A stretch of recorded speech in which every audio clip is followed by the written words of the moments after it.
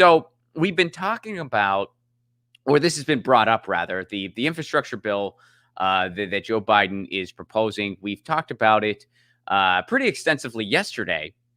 And the overall nuts and bolts, 2-word summary, not enough. Not enough. But there's a portion in there that is particular to broadband, that addresses broadband specifically, that leaves a lot of us cautiously optimistic. Don't go celebrating in the streets yet, folks. Be cautious because there's still a lot of ambiguity here. But we're going to go through the nuts and bolts of it. And here to help me through this process is a regular on this show, one of my favorite people in the electoral realm, but he is so much more than that. He is a digital rights activist himself. He has been active in the EFF for many years, and he has run against Nancy Pelosi, and I think he might be doing it again. We're going to talk more in depthly about that later in the hour, but please welcome back to the show, Mr. Shahid Buttar. What's up, Shahid? Great to be with you, Ron. Thanks for having me, brother. Dude, always good to see you, and I think the last time you were at one of our final in-person events when live performance was still a thing that happened in humanity. I remember, in fact, you gave me my comedy debut. My at this point, the only time I have ever done a comedy routine was at your show, Ron. So I appreciate you giving me the chance to try something new. That was a fun night, and who knew that was the last time we'd be doing anything like that for a while. If the pandemic hadn't happened, I might have become a comedian by now. Well, it's not too late. It's not too late, buddy. There's going to be the post-pandemic world. I'm hoping come fall live performance is back, but we'll see. Fingers crossed, right? But so let's jump into the broadband portion of the infrastructure bill first. There have been a few things that have surfaced, a few articles and analysis that have been done. We're going to go right to the fact sheet from whitehouse.gov. But first, I want to turn it over to you. Do you agree with my assessment? Cautiously optimistic? Is that a fair place to be right now? Yeah. I mean, so the plan that Biden announced was, frankly, astoundingly progressive relative to his conservative history. And I would say that it nods particularly to proposals that both Bernie Sanders and Elizabeth Warren had backed. And it's interesting to see the influence of some of the furthest, not this about Warren, but Bernie, certainly, the furthest left campaign of the 2020 presidential primary, informing the Biden administration. I'm frankly surprised pleasantly to see that. Reasons to be cautious about our optimism include Senate Republicans who stand in the way of this proposal, and the likelihood that the proposal as it was announced will be watered down and shift between now and the time that it might actually ultimately hit the street. And there's a lot of room for compromise and prevarication. And while the biggest thing here is that $100 billion is no small amount of money to sink into rural broadband, and particularly to shift away from market-based delivery options towards public investment in, for instance, municipal infrastructure, that's a big deal. It's way to the left. Now that verbiage really surprised me. Pleasantly. I was really surprised to see that. And I think you're absolutely right, where it's like, well, this kind of sounds like Bernie Sanders' high-speed internet for all bill. Now, the difference is, and you kind of hinted at this too, for that cautiously optimistic part, gee, when Bernie Sanders proposes a bill like that, he probably really wants to get it done. Right. Can we trust that this verbiage will be delivered from the guy who launched his campaign at a dinner with Comcast executives? Proceed with caution. And moreover, not only is it the case that Biden might be less committed to these goals than Bernie, the difference between them ultimately is that, one, Bernie is a change agent who has been dedicated to his principles for decades and shown it at every opportunity, whereas Biden seems to be a sort of prevaricator in chief. And it's not just the case that he might not be as committed to the goals as we would hope. It's also the case that he doesn't have the same juice. He doesn't have the same style. He doesn't necessarily use the bully pulpit in the way that Bernie would be, or the way that his predecessors have. And it's not clear to me that this administration has the tools that it needs to effectively move its legislative agenda through Congress. Now, the one thing I want to sort of make clear here is that I would love to see the broadband provisions of the infrastructure bill become law. Many other provisions of the infrastructure investment that Biden has proposed are worth pursuing. The challenge here is both the chance and likelihood that many of its best elements will be watered down, and particularly the areas of omission. The things that did not make it into the infrastructure bill are as telling as the things that did. And I'm like you, I'm very pleasantly surprised that the $100 billion to promote alternatives to market delivery of internet services, that it made it into the bill. It's way out of character for him, and I'm as eager as anyone else to see the path for this proposal going forward. Totally. And so let's go specifically to the fact sheet itself to just kind of like illuminate what we're talking about here. So here's the fact sheet straight from the White House website. Now, again, actions speak louder than word, folks. So we're saying proceed with caution. But here's what they're talking about. Generations ago, the federal government recognized that without affordable access to electricity, Americans couldn't fully participate in modern society. So they're drawing that comparison to electricity, where it once started as something that only elites had, and then slowly but surely, and then all of a sudden, it became something for everyone. They're saying that broadband internet is the new electricity. It is necessary for Americans to do their job, to participate equally in school learning, healthcare, and to stay connected. So, and then they're saying, but yet still there is a digital divide in this country, what there is. So here's what they're proposing in the infrastructure package. Build high-speed broadband infrastructure to reach 100% coverage. The president's plan prioritizes building future-proof broadband infrastructure in unserved and underserved areas. It also, now here was the big surprise, and this is what Shahid hinted at earlier and what I've talked about earlier.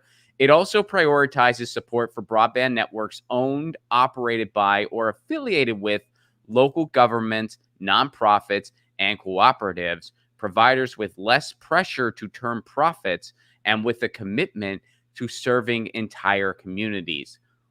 In short, it prioritizes municipal broadband. So they're claiming promote transparency and competition. President Biden's plan will promote price transparency and competition among internet providers, including by lifting barriers that prevent municipally owned or affiliated providers and rural electric co-ops from competing. There are still 22 states that have barriers to municipal broadband. These are laws that were put in place by big cable to make sure that a city never competed with them so that they could maintain their monopoly and have crappy infrastructure, but price gouge it so they can make as much money as possible. And reduce the cost of broadband internet service, promote more widespread adoption. So President Biden believes that building out broadband infrastructure isn't enough. I don't know if he personally believes that. I have a feeling he's clueless, but okay. We also must ensure that every American who wants to afford high quality and reliable broadband internet can. Okay, so, and they're talking subsidies and making internet more affordable. So that's the nuts and bolts of what is going on here. And again, actions speak louder than words, but if enacted, this would be a huge step forward. However, one thing to maintain caution about is the vague language in there. I mean, they're saying it'll prioritize this. It'll also give, but what does that mean exactly? Right. What does that mean when push comes to shove? When push comes to shove, are you really not going to give these big cable companies what they want? Because here's an article that came out recently. Apparently, big cable has already responded to this. And even though it's just kind of vague verbiage right now, surprising vague verbiage, but vague verbiage nonetheless, the big cable companies already aren't happy. Now, check out this article. Cable lobby says it hates Biden plan to expand broadband and lower prices. Great headline and accurate, but here's the deal. I had to do a double take because check out the date, April 1st, 2021. So you kind of wondered if it's no, actually, he told the cable lobby he'd give them whatever they want. But no, this is a for real article. Industry says U.S. should favor private ISPs and take no action to lower prices. Not an Onion headline, not an April Fool's prank. This is actually real. They are just accurately reporting here. The cable lobby hates Biden's plan, which potentially would expand broadband and lower prices. So basically what they're saying is it's a serious wrong turn. The White House has elected to go big on broadband infrastructure, but it risks taking a serious wrong turn in discarding decades of successful policy by suggesting that the government is better suited than private sector technologists to build and operate the internet. What are these decades of successful policy they're referring to? What successful policy we've had because of organizations like what you've been affiliated with, the EFF, organizations like Free Press, like Fight for the Future, like the Hispanic Media Coalition, all these digital rights organizations. There are about 70 throughout the United States. What good policy we have, and what good policy we've been able to hang on to, and what bad policy we fought against, we have organizations like that to thank, not AT&T and Comcast and Verizon. We have seen some progress despite them, not because of them. All they've done is try to gut net neutrality. Absolutely. And when we think about these decades of supposed success, it's really interesting to observe where the United States started when the internet era began and how it's turned out. So we led the development of the internet. And at the moment, we're not even in the top 15 countries in terms of broadband access. About 10% of the American public can't access broadband services, even if they have the money to pay for it. Like, the service is just not there. And the number of people who can't afford broadband internet at current monopoly rates hasn't even been quantified. When you were talking about the wiggle room in the vague language in the Biden proposal, the place where I'm most concerned is this nod to lowering prices, because so much of the plan is about expanding access.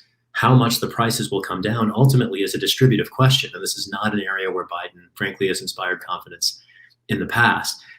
It's not only the case that we have decades of demonstrable failure by the market provision of ISPs. The part here that I'm most surprised by, and you sort of alluded to this when we were talking about the emphasis on municipal broadband, it is in a very real way a frankly quite visionary proposal in the sense of establishing a beachhead for a socialized vision of how Americans get to the internet.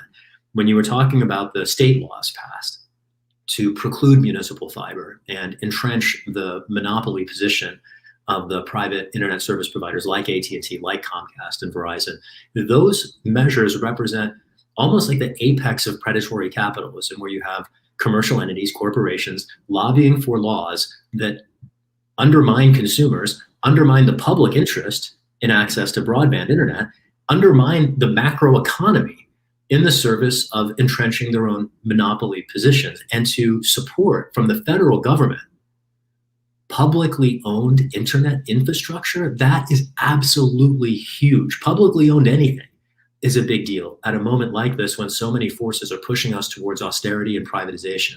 And so in many ways, that particular provision of the Biden infrastructure proposal, I think of as frankly surprisingly visionary, not just better than the private market alternatives, but he's really in this portion of his proposal, he's frankly taking a page out of Bernie's book, and I'm glad to see it. I would rather it be Bernie taking a page out of his own book, of course, because then we could rely on the commitments of the authors. But for a president this conservative, Biden is the most conservative Democratic president since Harry Truman.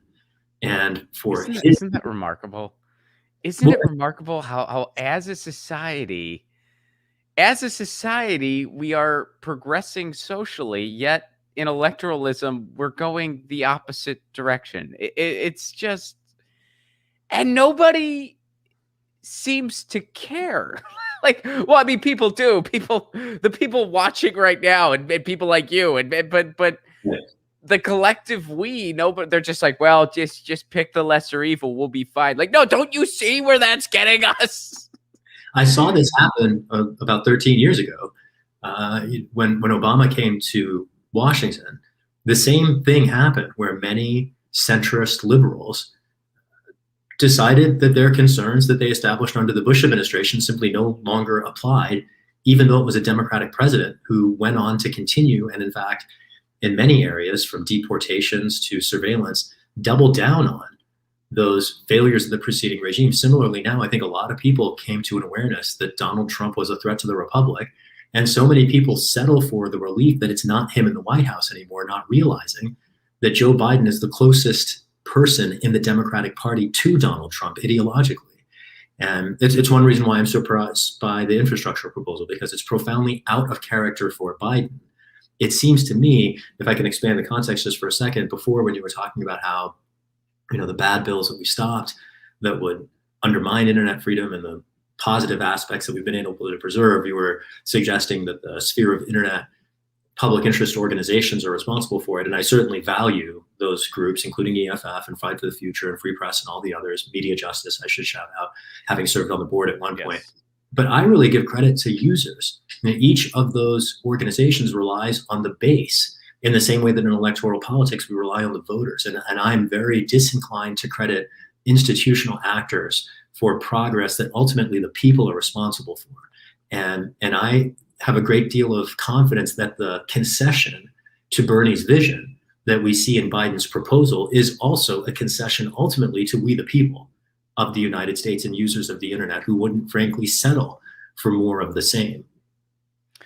Absolutely. Yeah. And you're 100% right. I mean, keep in mind, and yeah, these organizations, I applaud the work they do, and they are infinitely important. But, at the end of the day, it was not just organizations, but also we the people who crashed the FCC's website demanding that they instate net neutrality when we got it on the books in 2015. It was we the people that did that. So yeah, you're absolutely 100% right. And, we keep referencing Bernie's high-speed internet for all bill, which was a fantastic bill. And one of those things like, yes, let's see this become law. One of the things that bill did was that bill was built upon the study that the Institute of Local Self-Reliance did along with Harvard University that showed us that, when we have municipal broadband networks, they are better and cheaper than big cable 99.9% of the time. And the only time they're not better is when we measured them before they were finished. That's the only time. The only reason I can't say 100% is, and they even give that disclaimer in the study. They're like, so a few times the speeds were just as good and not better. And that's only because this project wasn't finished. It was still cheaper, by the way, but it wasn't necessarily better, but it also wasn't finished. So when it's finished, it's probably going to be better. So pretty much 100%. I mean, more like 100% of the time. That's why when you hear the cliched argument of like, well, do we really want to turn it over to the public? Do we really want it to be run by our city or our municipality? It's like, first of all, it's really a bummer you hate your own neighborhood that much. Maybe you should just move. If you hate your own, do you hate it when they pick up your trash? Would you rather they not do that?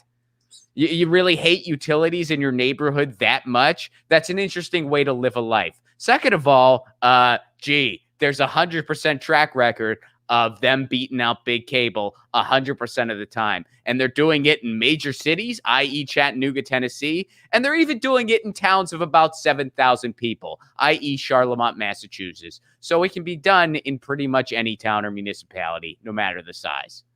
That's huge in terms of the extending internet access to rural areas that have previously been underserved. Another piece here, when you're talking about the speed tests being comparable and better in the case of municipal fiber, that's in the current time slice. Where I see the real benefit accruing is in the future, because fiber scales. This is infrastructure that is resilient to obsolescence in a way that copper wire infrastructure is not. So the legacy private corporate funded internet infrastructure, one reason we've fallen to the 20th in the world. Last time I checked, we were at 16th, but this was a couple of years ago. But one reason we've been falling in terms of the world leaders with broadband access is because our infrastructure, the wires over which the signal travels, is capped. It can't expand as the bandwidth and traffic over the network expand. However, fiber can. And that future scalability, I think of as even more crucial, frankly, than the current time slice speed test comparisons, in which municipal fiber also outperforms the supposedly decades of success that the industry is referring to, in its pushback. You shared that article from the industry critiquing Biden's bill, and I love that you highlighted the date, because it does look like a big April Fool's joke, because you kind of would have to be a fool to buy anything that they said in that article. Right. Well, and the author of that piece, he does some pretty good digital rights coverage. Let me make sure I get his name right here. John Brodkin. He writes for Ars Technica, and he covers a lot of the digital rights space. And he does. I got to look into having him on the show sometime, because he does a good job with it. But But yeah, I mean, you see that headline and you just kind of, I mean, there had to have been a little bit of a tongue in cheek, like you got a little bit of a chuckle where it's like they're saying that we're fine the way we are. We shouldn't lower prices. Just let us keep doing our thing. Let you keep doing your thing. What is your thing? We have an organized duopoly where we don't infringe on each other's territory. I mean, it's not totally cut and dry because then people would catch on. But for the most part, there's AT&T land, there's Comcast land, there's Cox land, there's Spectrum land, and we don't really infringe on each other. And then we don't really give a hoot about the infrastructure itself. And then we just raise prices constantly. Oh, and we impose these data caps that are totally unnecessary. They do absolutely nothing. The pandemic proved that. There's no reason for them to exist ever. But it allows us to price gauge more. And and sometimes we don't even really hire employees. We just get contractors out there to have your service because we really, really don't care, and we don't want anyone to care. Quite frankly, we should keep doing that. Yeah, otherwise it'll be chaos. Otherwise, you won't have internet. It's exactly what we should expect corporate representatives to say. And another piece here that you're biting off when you talk about the local monopolies, one policy area that has informed and led to this erosion of our capacity to deliver internet services to people is antitrust law. So at the same time that the FCC has, for much of the preceding era, basically abdicated the need to regulate broadband, at the same time as that has happened, the FTC, that's the Federal Trade Commission, and DOJ, the Department of Justice, have more or less abandoned antitrust enforcement for the last generation. I was invited to work for the Justice Department's antitrust division in 2001, and the professor who I studied antitrust law with advised me, and he was absolutely right, that it would be a complete waste of time because enforcement simply stopped. And I've written at some length about any number of ways that both at the agency layer and in Congress that we can strengthen antitrust law to make it not just more responsive to addressing local monopolies of the sort that the ISPs are leveraging to undermine user access and drive up the price and gouge consumers, as you noted, but also other arenas of both in tech and well beyond it, where monopolies undermine the public interest. Examples that come to mind include Facebook acquiring Instagram. And it's really exciting. Another area where Biden has frankly surprised me has included his nomination of Lina Khan to the FTC. She's a legal academic, one of the leading lights in antitrust enforcement. And she's written papers about how to rein in Facebook in particular using antitrust regulation. And one of the things that she particularly talks about is this idea of recognizing harms to consumers beyond price. In other words, if a service is free, like Facebook, traditional antitrust analysis would basically just ignore any consumer predation that might be happening because under traditional antitrust analysis, you're not paying for it anyway, so how are you harmed? And Lina makes clear that people can be harmed in lots of ways beyond price gouging when technology platforms arbitrarily change their terms of service to subject their customers or products to more surveillance, for instance. That's an example of a consumer harm. Local monopolies are an obvious one. And I just wanted to point out here how antitrust and the abdication of antitrust responsibility is part of the explanation for how we found our way into this dark alley that we're now trying to escape from. Well, you're a good man for not taking that gig. I mean, I would have at least been tempted if I were you. So you're going to do some antitrust stuff for us. Oh, cool. What are my responsibilities? Well, you don't actually do anything. You don't enforce anything. So really, your responsibilities are just, do you like to read? Because you're going to be doing a lot of that. Just show up here 40 hours a week and read a book. Okay. In the story, trust agencies since the 90s, frankly. I mean, even before that. And I should be clear here. Antitrust law, I talk about this a lot because I'm very committed to its principles, which include fairness, as well as guarding competition. Like many people think of antitrust law as competition regulation, and it is, but it has a huge component of consumer protection because the point of it is to prevent the public from being preyed upon by people seeking profit, or better yet, legal fictions, corporations seeking profit. And when we look at the history, as opposed to where we are now, antitrust law includes some of the most, frankly, visionary components of our legal tradition, and they are out of favor now. But judges at one point imported into antitrust law, frankly, normative socialism in the sense the essential facilities doctrine is the piece I'm referring to here, and it was developed in cases originally addressing, for instance, the right of competitors to access bridges across the Mississippi that were previously owned and operated and controlled, limited by a single corporation. And courts have intervened in multiple cases, breaking up AT&T, with respect to booksellers and early in the internet. Courts have intervened in multiple cases to ensure that private companies share with their competitors certain facilities that are deemed essential. Over the last year, workers who have been deemed essential have been basically forced to work and put themselves and their health and the health of their families at risk in order to put food on their own table. That's what essential workers have meant. Essential facilities in the past led to, frankly, quite redistributive judicial decisions, and that doctrine has fallen on the floor in the last generation, but it indicates that in our own history, our own relatively conservative legal history in the United States, federal judges have recognized and taken action on this abdication of competition regulation and consumer protection. And I would like, frankly, to dial it back up. The essential facilities doctrine is, frankly, I think the key to a great many things, because it would, if revived and expanded, help block and dismantle any number of places where dominant actors have seized a competitive arena to take advantage of the people who are subject to it. And that's not just true in the context of broadband. It's true in everything from pharmaceuticals. Every industry, frankly, has some problem that emerges here. Technology is the one that many people think about. And when I think about technology in this arena, it's not just the internet service delivery, it's also the tech platforms that are increasingly acting as gateways. And that presents its own set of antitrust problems that I do hope the administration's appointees to the FTC and folks at DOJ do a better job than their predecessors are dealing with. So to put a period on just the broadband portion itself, to try to just make a prediction, do you think we might win this one? And then kind of follow-up question on that, do you think $100 billion, because that is sizable, in broadband development, because, it's not, I mean, it's not the cheapest thing in the world, but it's not the most expensive either, really. Do you think that's enough? So my answer is that A and B will kind of conflate in that I think we will get something.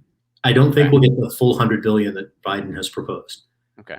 And so even if we did, I don't think it is enough, especially when, just to compare it, we're talking about $100 billion to extend broadband access to every American. We've wasted $2.2 trillion on a fighter plane that does not fly and has no strategic rationale. So the idea that we are willing to spend so much more on completely useless objects of corporate welfare, this is basically a Lockheed Martin support program, to be spending that much more on unnecessary things relative to, in the context of broadband infrastructure, it's hard to imagine a public investment that would pay off more. When we talk about giving people access to information, the ability to participate in commerce, to develop their own online projects, to access job opportunities, this is one of the most highly leveraged opportunities for economic stimulus one could imagine. And we waste far more money on programs that have far less to contribute to the economy and far less opportunities to spread around. And so $100 billion, I wouldn't describe it as a drop in the bucket. It is a lot of money. And frankly, it represents a pittance relative to the far greater sums that we squander on completely unproductive, useless, demonstrably harmful investments. And if we're going to be evaluating where we should focus on particular spending priorities, I would really like to see us spend a little bit. Frankly, I would like to see us spend a lot less on security, namely the Pentagon, in order to reinvest in other things. This is a very close analog to the demands we've heard across the country to reinvest in our communities by rationalizing spending on police departments. When we say defund the police, the point of that is to reinvest in social workers. Similarly, we're talking about reinvesting in broadband. Well, we could do a lot more of that if we stopped squandering so many of our civilization's resources on war and destruction. Yeah, no, that's I kind of, again, it is a sizable amount of money. I echo your concerns that it is not quite enough, which is pretty much the theme of the entire package. Like, okay, there's some good things in here, but it's not quite enough. But Still, again, overall, the broadband portion was surprising in a good way in its verbiage. But let's all be cautiously optimistic because we're not dealing with an administration with the best track record, and by the best track record, I mean an abysmal one. And but we'll see what happens here. Get your news on with Ron. Don't you want to know what's going on? We're getting our news on today. Get your news on with Ron. Don't you want to know what's going on? We're getting our news on today. You can tweet me an article at Ron Placone. We'll go through it together and make it our own. Get your news